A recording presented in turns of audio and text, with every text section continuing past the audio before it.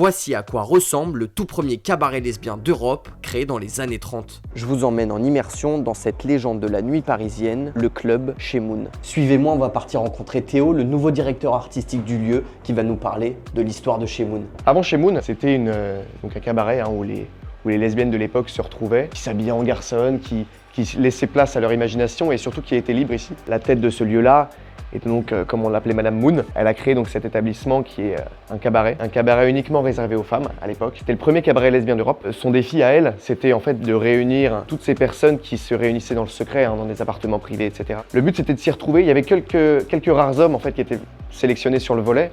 Ça restait globalement féminin. Voilà, je sais que le dimanche, on dit que elle se réunissait pour boire le thé, le samedi pour faire la fête.